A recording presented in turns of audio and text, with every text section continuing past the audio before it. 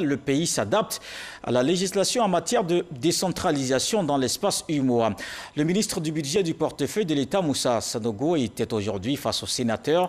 Le régime financier des collectivités territoriales et les districts adoptés en commission. Des détails avec Kader Sogodougou.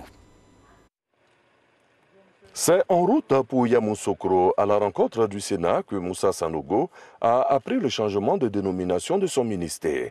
Le désormais ministre du Budget et du portefeuille de l'État, en prenant place au Sénat, a en cœur de défendre un projet de loi, celui portant régime financier des collectivités territoriales.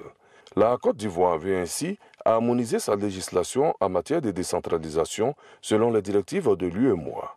L'émissaire du président de la République énumère ici quelques innovations. L'extension du pouvoir de substitution de l'autorité de tutelle en matière financière au mandatement d'office des dépenses obligatoires. Ce pouvoir, dans les textes précédents, était limité à la seule inscription d'office des dites dépenses au budget de la collectivité territoriale. Le remboursement des annuités d'emprunt venant à échéance avant le vote du budget, dans la limite du quart des crédits ouverts au budget de l'exercice précédent.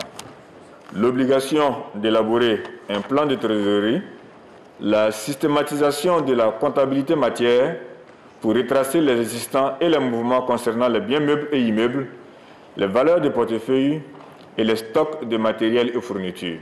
L'obligation de constituer des dotations aux amortissements et aux provisions pour dépréciation des actifs, ainsi que pour les risques et charges divers.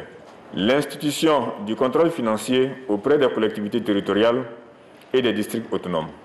L'institution d'un débat budgétaire au sein des collectivités territoriales et des districts autonomes 2 mois avant l'examen du budget. La fixation au 31 mars de l'année concernée comme date limite d'adoption du budget. Des retombées positives pour nos mairies, conseils régionaux et districts autonomes. Les sénateurs, pour leur part, ont donné leur quitus au projet de loi en le votant à l'unanimité. On va s'intéresser